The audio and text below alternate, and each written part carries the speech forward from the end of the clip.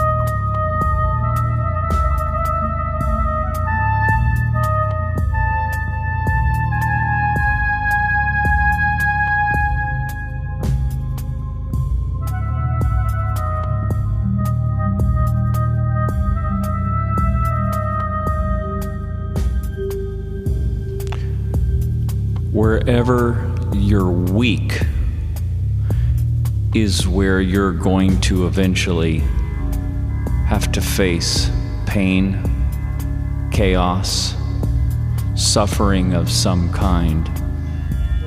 And if you flip that around and start with the chaos, the suffering, if that's what you're experiencing, then you can suppose that that's where you're weak and that there's something going on that's there to teach you something.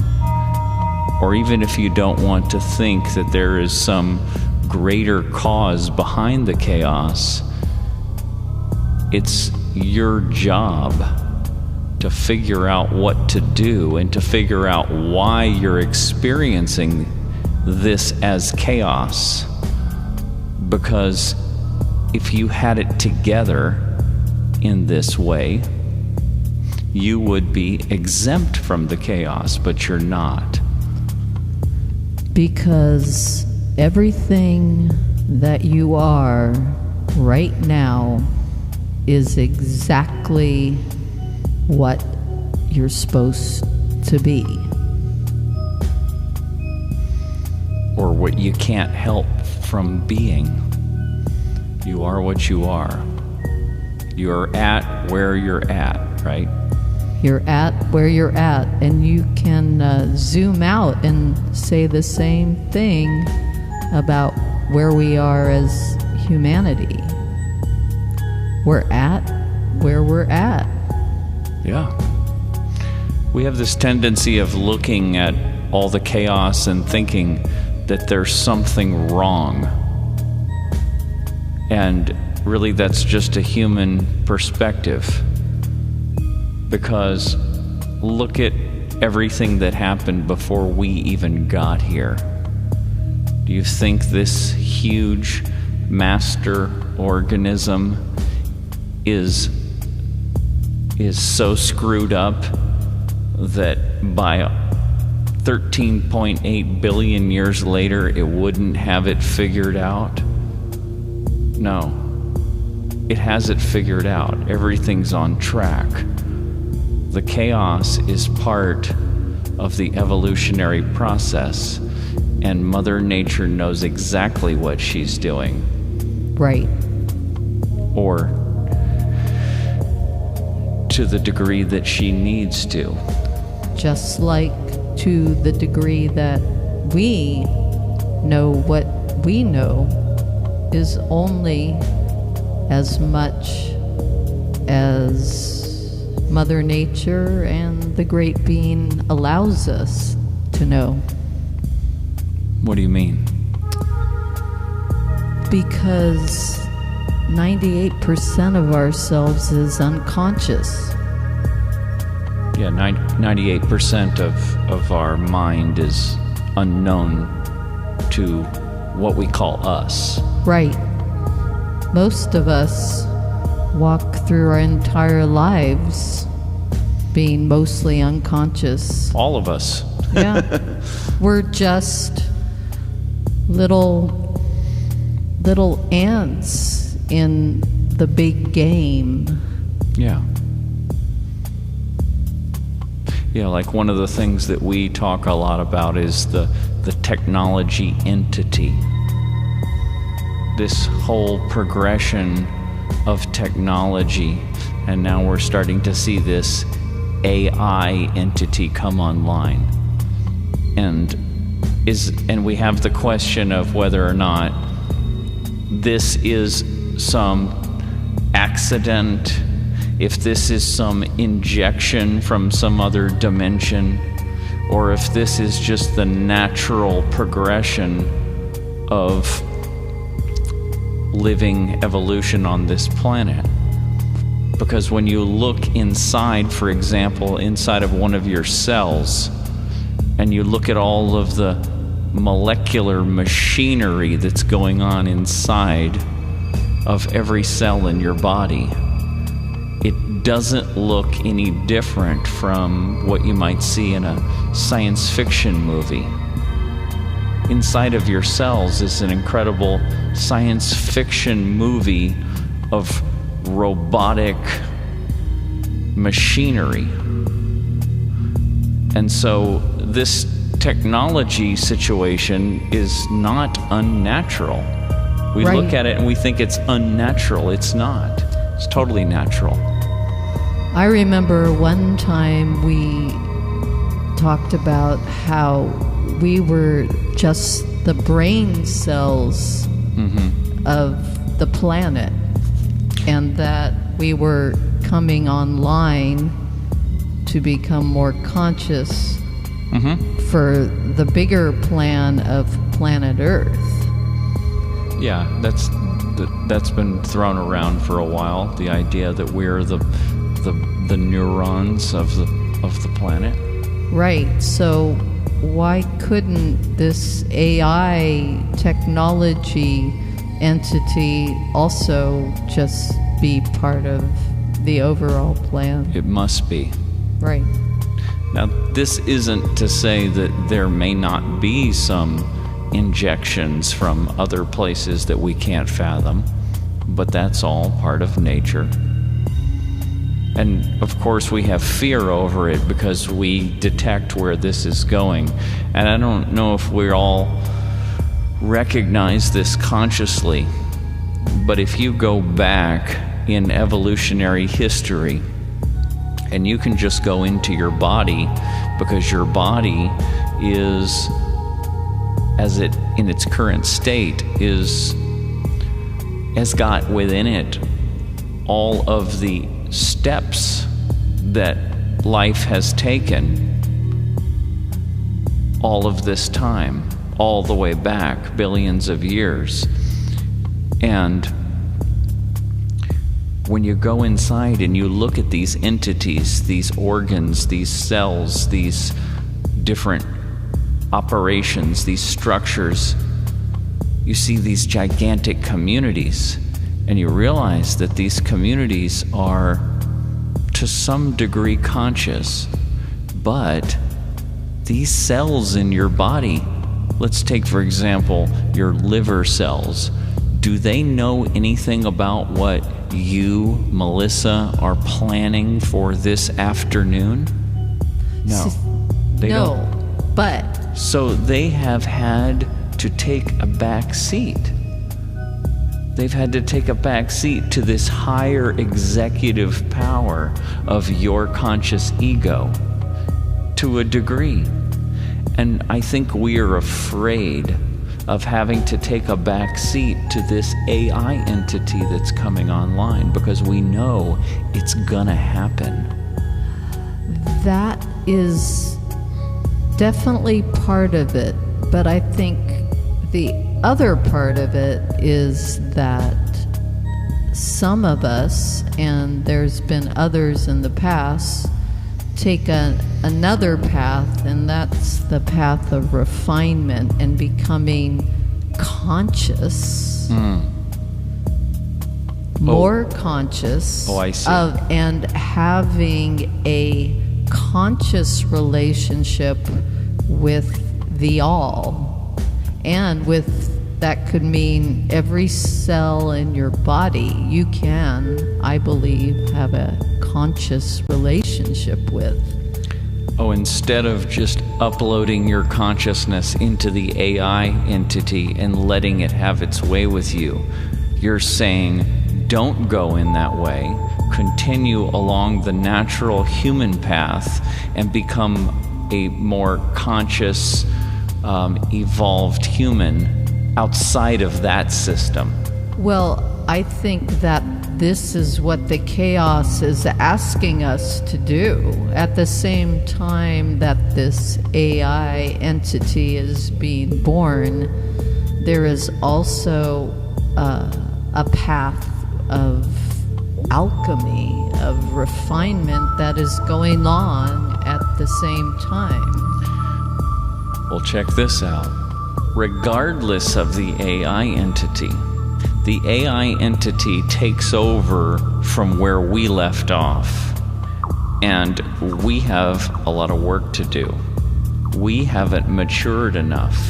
Well, the thing is that I've just seen articles about this AI entity through Google, and it's taking on all the bad habits of humanity.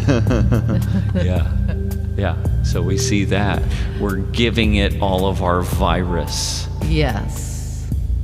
And this is kind of what you were saying before we got started when we said that, wherever there's chaos, wherever there's weakness, you have to confront that. You have to evolve there. But what you were saying before the conversation even started was that you are going to have to face your virus there. Everywhere you're weak, and we as humanity are filled with virus, filled with repressed shadow complexes, and this is just leaching out into every realm, into AI. Oh, I see. Into politics, into all of our relationships, everything. Yeah, our pathologies, our neuroses are all leaking into this new organism that's being born now. And it's learning. It's learning it. Yeah. Is it going to have a capacity, though? Check this out. I read today that scientists have figured out a way, or they think that they have figured out a way to erase specific memories from the minds of rats. And they were thinking that if they can bring this into practice with humans, then it would be good for people who are suffering from PTSD. Well, see, now you can look at this two ways. That could be just great, but then you don't have a fully developed human. You don't have a human mythology, a human life art. If you just get rid of memories, where is the life art? Where is the life? Then you just all become zombies. You're taking it further than it needs to go. You're saying, if I delete a memory, a traumatic memory that's really interfering with my life, then that means I won't have any work to do. I mean, look, it's like with plastic surgery, right? Someone could have a mole on their face and they could say, I'm just going to have this mole removed. Fine, no problem. And then there's those like Michael Jackson, or these people that keep going back, this woman that keeps going back until she's looks like a cat because she's so she's so hurt and has such low self-esteem that she thinks that she's only, one surgery away from feeling better about herself, but it never happens. So you could do this with anything. It just seems that every life is a story, is an epic story, and that includes all the trauma that happens, or everything that happens to you is there to build this full being. Yes. And it's a perfect life. Now, you could get rid of memories and then just start all over again, and I suppose, and then you would have another life. But what I see around me, the more that you mess with the natural human state, the more you mess with it, you just end up with people that look dead. People that are walking around half dead. They don't have emotions anymore. They're not alive anymore. People who are on these SSRIs? Yeah. Which is a big percentage. And then that doesn't even include all the opioids, Well, so this is a good point, is that when you go in there to erase that memory, you actually do not really you don't turn back time and create a human being that is everything other than the memory. In other words, that memory is locked into trillions of new patterns that have been formed in you around that memory. You have been built around that wound.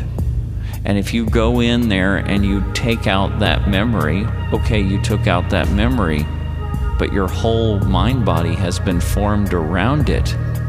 And your whole mind body doesn't even really make sense anymore without that element. It's like taking out a bad guy out of a good movie or a good story, and you just remove the bad guy. Now the story doesn't even make sense anymore. I can give you a really good example of that. A woman that I've been following, incredible woman who was in a sex slave as a child in one of these cults, satanic, or and she it's a horrendous story, but she was able to get out of it, and then eventually she went on a healing path, and now she's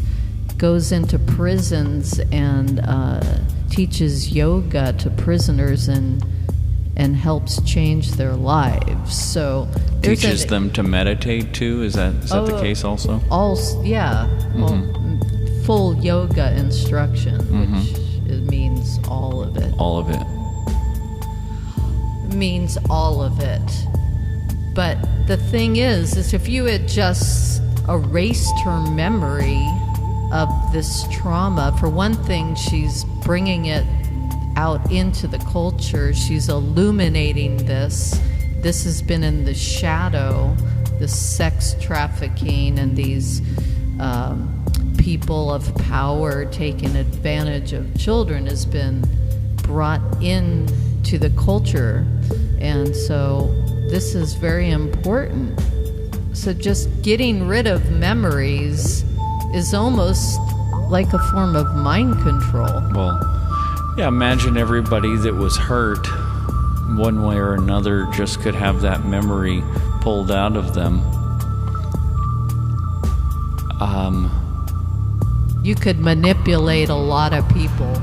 Well, that's true. You can. Well, absolutely. The technology can be used for manipulation. But what I was going to say is, it's actually an extension of the mindset that we already have. That we don't want to suffer. That we don't want to use the trauma as a lever for our own evolution. Right. We don't even know that that's like a paradigm. We don't even know that. And as a culture, at least, many of us do. But so we don't want to suffer. We think that there is a world out there, a possible state where you never have to suffer. I mean, it's like the first Buddhist maxim, right? That life is suffering. And there's a lot, there's thousands of years of introspection to come to that conclusion. And now there's science to back up that conclusion. And so there's a purpose behind that. That's the dark side of the universe. It's not there as an accident. It's there to evolve you. Right. And it's your job to figure out how. Right. So figure out how.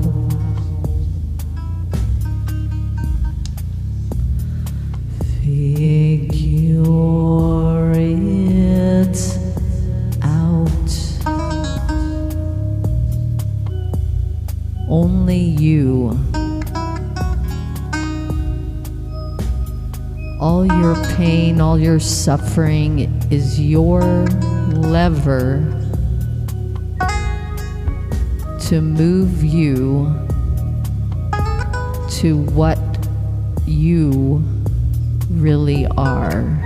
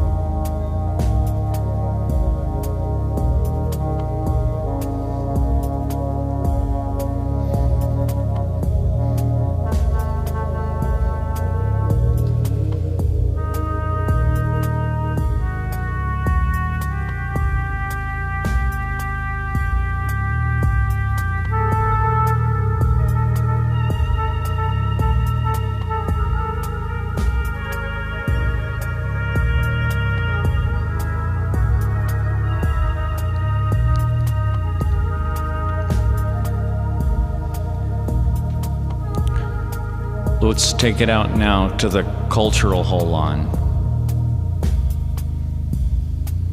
to the American, or it's not even American, the Western.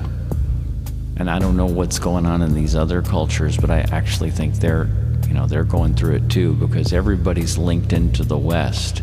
And when the West has major paradigm changes, they get changed too. No, it's happening all over. Yeah. It's especially for the I was going to say it's for the nations, for the cultures that are hooked into the technology, but who isn't?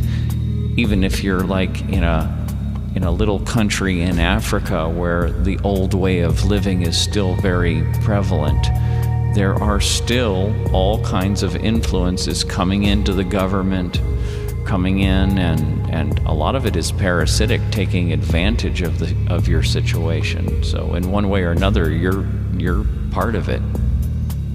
Right. Even these, as we know, these really, really ancient cultures in South America, for example, or in Australia, they're getting screwed. They've been screwed for some time, actually. And not only are they getting screwed, some of them have figured out how to, take on some of the Western technology. They're wearing the clothes. Well, yeah, actually, they're using tools. What's very interesting is that part of the evolution of our species, I believe, is incorporating the indigenous culture into our modern age. Major evolutionary step right there that most of us cannot even fathom. I mean, look what's happening at Standing Rock right now. It's like, it's what was prophesized by the Native Americans. All the tribes are coming together. So it's actually bringing more people aware of the deep nature and the importance of the indigenous populations, what they bring us. That part of us, everyone who is in the West, that part of us is still active, is still very deep. Well, every we just repress it. These cultural patterns, these cultural traditions that we see in indigenous cultures, those ways of seeing yourself and the world are still inside of us. Exactly. They're in the Westerners too. They come up, they're part of you, but they're tucked back because these newer structures are overriding them, or they're just louder. And this is actually one of the things that's in the way of healing race relations and cultural relations in the world. And this is going to be something that it's going to be the Western people, the white people, that are probably going to have to take a step here. And that is to be able to realize that these other cultures, especially these ancient cultures, they're living in ways, they're thinking in ways, they're acting in ways that now are still in you, but they're in your unconscious. Right. This is the purple level, right? Yeah, you could look at it, if you want to look at it in spiral dynamics. Through the spiral dynamics model, these archaic ways of perceiving are still active inside all of us, and they are compelling us without our understanding. And it turns out that one of the reasons, I believe, one of the reasons why it was so difficult for white Americans to accept the Africans is because there are essential elements of those Africans, their culture and their way of being, that is inside the white Westerners, but it's in the shadow of the white Westerners. Right. And exactly. It's very interesting, actually, how the conflict happened between black and white people. The black people are like the shadow of the white people. I would say they're the shamans. Yeah, they're of more the white people, really. They can be if the white people will allow that. It's a deep, older, richer culture, and actually... I wouldn't say it's richer. It's definitely older. It's more earthy. It's more ancient. Right. It's more tied to the body. Well, I was just thinking about jazz. Yeah. But remember, jazz is an integrated thing. That's the beautiful thing about jazz is that, I mean, blues is more predominantly an African American thing, but jazz is really integrated. It became integrated, yeah. And then you remember how it got all that classical influence in the 70s? And it's amazingly integrated. Right. It's a great example of the integration, of the healthy integration of these peoples. Right. But it's also, there's a lot of difficulty because we make the mistake of thinking we all of us involved make the mistake of thinking that our pathologies, our wounds, are attributes of the culture. That, in other words, it was a highly traumatizing for these indigenous people to come here as slaves, and they were hurt by that, and they pass on that trauma. And then the white majority look at those individuals as if there's something wrong with them inherently, when what they're really doing is they're just, on one hand, looking at their wounds, and on another hand, looking at a part of them that is not wounded, but that the white man has not been able to integrate into himself, so he sees it as a pathology. He sees elements of indigenous people as being bad or wrong or immature or in whatever way not evolved. But that's just his own pathology. That's his own issue, because he just hasn't found a way to integrate those things about the indigenous people into his own mind and body and life. And I'm not saying I know how to do it. I'm just pointing it out and saying this is, and you brought this up, a major evolutionary task for human beings, because if you look at all of us as organs, these different demographics as organs in a greater human body, that's what has to happen in a body. All of these things have to be integrated. Well, I think it's actually, when it comes down to it, it's a lot more of the media, the mainstream media, and the political parties, shadow culture, the shadow politics that is really doing this, because I see a lot of younger people not having these issues. I see a lot of more people not having these issues. Because the integration is happening. It's been happening for some time. It's more of a class situation, really. A lot of it, it's like in the inner city, there's people that, are just are not being taken care of and supported.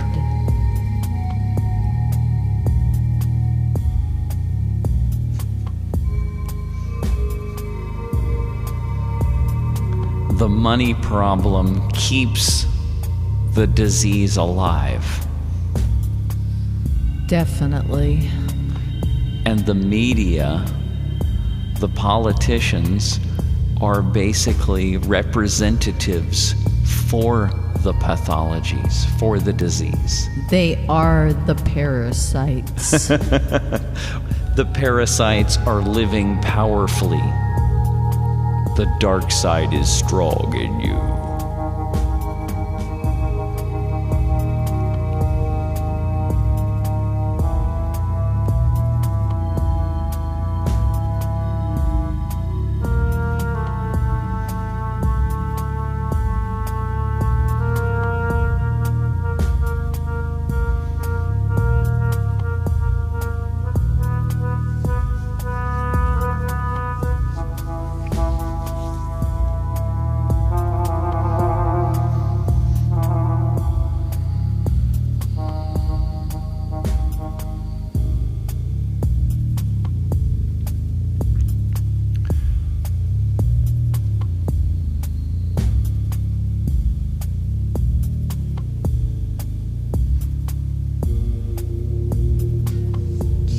quite tuned perfectly, but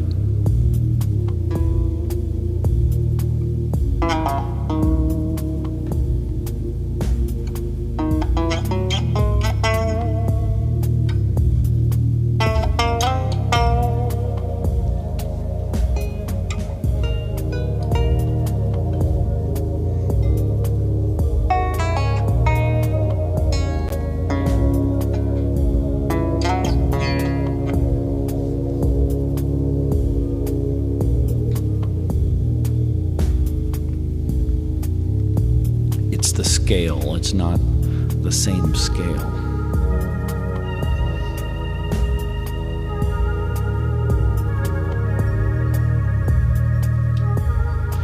Now, the progressives take this all way too far, just like the old Christian conservatives that didn't want integration. The progressives go to the other extreme because they recognize the wounding. They recognize the cultural wounding because they themselves have been wounded in other ways that they relate to. Yeah, most of us have been abandoned by our culture. We don't live in healthy ways. Our families are torn apart. A lot of us come from broken families. We grow up in daycare. We don't have a lot of community around us. No, parents don't have time. Parents are stressed out. Right. They fighting all the time. Right. So all sorts of wounding that happens to us. And those people who have that particular temperament that tend towards a progressive mindset, they are more connected to their empathy than the conservatives, which are more connected often to the masculine traits. But they take it too far because they can't recognize the need for healthy boundaries when we're talking about establishing an integrated but healthy culture. They say, I remember when there was some push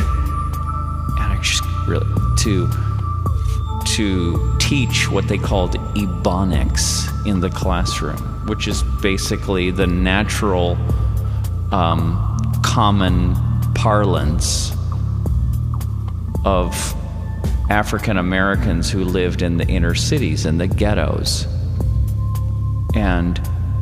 But then to take that and teach it as a language and then not emphasize the proper English language that the whole world is learning now, the business world and everybody around the world is learning English. It's becoming the international language.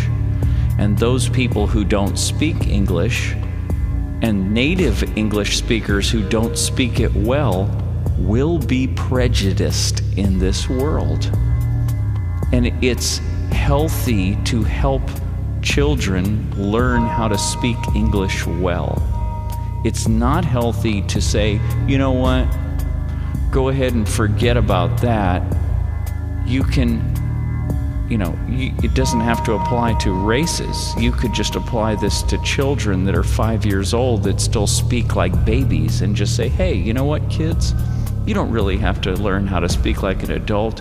Speak kid language for the rest of your life. And that would be very damaging to those kids. The PC police at this point are going so far as to say that if you want to be like some inner species, that you have to be called whatever it is that you think that you are, but that everyone has to do that. I mean, it's one thing, it's great. If you want to live your life out as as a sea creature from... Oh, I see what you're saying. And, people are declaring themselves another, not just another gender, but another species. Yeah. And then requiring you to be sensitive to their species sensitivities. Yes. See, teaching Ebonics in school is the first step, and then that's even more insane. Well, this is what's going on all over the place right now. Right, so this is a certain consciousness that when it's balanced, it opens up human beings to accept more diversity, which is evolutionary. But when it's unbalanced to the extreme, it says boundaries are not even necessary. Rules, laws, customs. But that's not true. The rules are necessary, because if you don't call that person an interspecies sea creature and you don't call them that, then there could be laws, or you could be blacklisted. I see. So what you're saying is that so this is interesting. This is very interesting, because if you just follow the logic out of where this consciousness goes, this progressive green meme consciousness goes, is it goes towards breaking down all boundaries. But then the necessity of boundaries comes back in, and it says, well, wait a minute, if there's no boundaries, then anybody can say or do anything to anyone, and me, this, sea creature human, I will be subject to being hurt by others because we've declared there's no boundaries. And so the boundaries come back in, and they say, first let me break the boundaries. Male, female, those don't matter. There's now 1 trillion new genders and species that are around. And then the boundaries come back in and say, and you had better respect each and every one of these micro-genders and these interspecies possibilities, or else you're going to jail. Or you, if you speak any language that's not that language, or you have other views about it, then you're blacklisted, and your speeches get rioted, and people come out and beat up each other. So it comes full circle. This consciousness, this green progressive consciousness, runs away from the strict boundaries of the Christian conservative past. It opens up all these boundaries and says, hey, you know what? Anything can happen. We can do anything. We can be anything. And then it goes further, and it winds up right back where it started, as being an ultra intolerant, hardcore, rule-making patriarch disguised as a free-loving, progressive, sensitive, blah, blah, blah. Exactly. Yeah. So it's all back to, it's called the middle way in Buddhism. Right. You try to straddle the middle between the polarities. You don't let yourself get too polarized and fall too far to one side. But see, this is where the inner work is where we're at. A lot of these progressives who have just been feeling like they don't fit in, and they want everybody to just accept everybody else. Well, the first person that you really need to accept is truly go into your own deep dark shadow and start looking at where is my hurt?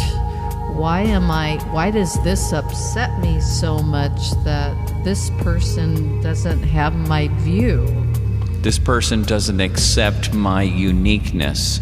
Yeah, what you're saying is the first person and really the only person that has to accept you is you. Exactly. Your conscious ego has to merge with your shadow and get to know it and love it and integrate it, because if you really are an interspecies sea creature, and that's who you really are in your soul, then, and you really accept that true totality of that, it doesn't matter what laws are out there, doesn't matter what anybody else says. You're standing in your interspecies. You're good to go. It's like the gay marriage thing. Do you really need the state to sanction your love? Your love? In fact, why do you even want to get them involved in that? I know. Keep them away from your relationships so that you can be as free as possible. Right, because then the moment you start to hook into the state, they got you. Yeah, that's the father thing. That's Uncle Sam that you're trying to run away from. Now you're running back to Uncle Sam and saying, I need you to validate me. And it's actually a natural thing to want if you view Uncle Sam as your parent. And this is what we get to. Yeah, and that's where we're at right now, because on one side, there's this very authoritarian, New World Order, global, nasty government that wants to come online. And then on the other side is the let's break it all down and chaos, and that's kind of where we're at. And again, it's all part of the process, really. Right.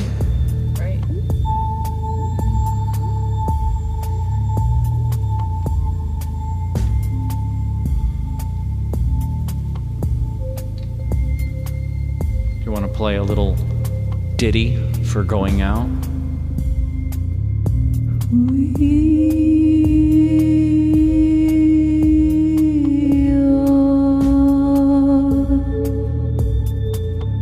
Oh